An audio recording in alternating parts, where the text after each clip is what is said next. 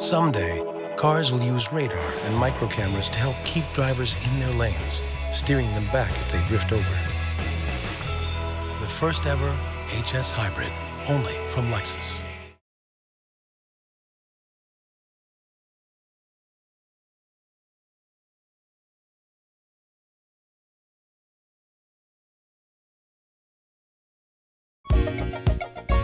My name is Micah and this is Mike Simonian, and we have a design studio on Lombard Street in San Francisco called Mike and Micah. Micah, you're from the Netherlands, and Mike, you're from Los Angeles. You both worked in sort of, I would describe it as tech-based industrial design firms here in the Bay Area. And what was then the genesis of starting Mike and Micah as this sort of multidisciplinary design agency? Maybe you could talk a little bit about how you transitioned from just tech into this world where we're talking about pretty much anything. Both coming from sort of a larger, seeing design as a larger thing than just technology, we had always wanted to explore new areas of design and not just technology. And so after many years, about 6 or 7 years, we decided to break out and start our own company. We had done some pretty high-profile projects at these other firms. Mike had done a lot of work for HP and for Palm, and then I had done work at Astro. I was one of the lead designers on the Xbox 360. That was sort of the biggest project I worked on there over a 2-year period. And after that, it was kind of like, well, we've done this, let's do something that's more expanded. We see ourselves a little bit more like a lab where we experiment and just look at the design as a bigger picture than just an applying a style. We start each project by asking a lot of questions. And the first project that we did that was a piece of furniture was called the Window Seat Lounge. The question we were asking was, where does furniture stop and architecture begin? Is there a place where we can blend the two? So that project became our first sort of test bed for designing furniture. The experimentations in furniture have been really exciting and actually have informed a lot of our work in other areas. In some sense, that's a nice segue to talking about the automobile, the car design that you've envisioned for the year 2040, because it is sort of solely a conversation piece, albeit one that's really extensively conceptualized. So maybe you could talk about how that idea to do a car, even to think about what a car could be without a client involved, came about. We actually had a kid on the way, and so we had only, prior to that, had only 2 cars from 1960s. So we ended up getting a new car, and we were somewhat disappointed in that experience because not a whole lot of that experience had really changed in 40 years. And in fact, some of the things in the old car we had were more comfortable and more seemingly luxurious than the new car that we bought. Just that experience was really an eye-opener. We had a student from France at the time, and she said, well, I just, want to enjoy the view and have a baguette and a little cheese and some wine, and that, all of a sudden, yeah, why not?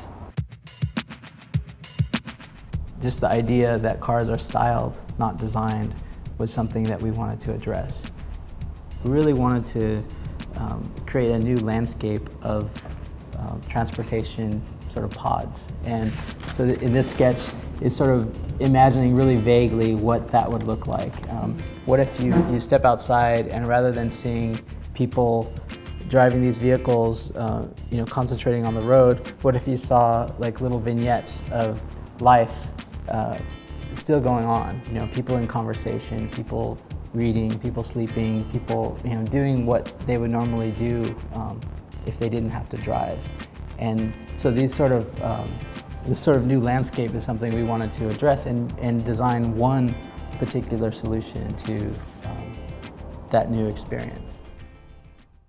In coming up with the plan for the interior, we were just looking at what people do in domestic spaces, and the reoccurring pattern throughout the world is you have some sort of like couch, some sort of side chair, and a table. I mean, maybe not in every culture, but it's pretty universal in many cultures. And so that's the notion that we modeled the design after.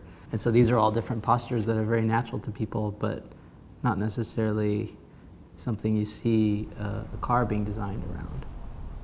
Driverless cars can actually, get us out of the main problems today of, like 6 million accidents every year in the US only. And then of that, there's like 13,000 drunk driving fatalities. So the best way to maybe consider progress is to consider that humans aren't really fit to drive or to operate these things. Cars usually are designed to have sort of a face, and the headlights are a part of that. That sort of stance and that, look in the rearview mirror and this is the character of the car behind you.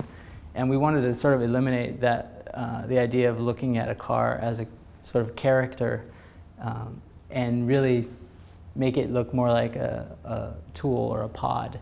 And you'd have basically LEDs, headlights, and they could actually turn into taillights if the car goes in the other direction. So there's not really a clear differentiation between front and back in that case. It's not driving anymore, it's traveling.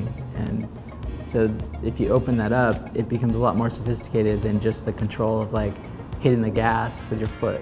That's nothing compared to the control you can have to discover new places, to meet up with people that maybe go in the same direction you're going. I really do hope that there's going to be an autonomous car on the road by the time I'm 80, so 40 years from now. I do hope that there is something that can drive us around. Again, a lot of these things are really experimenting to see what the result is if you pare away certain things, and can that bring you to another place and another approach to car design.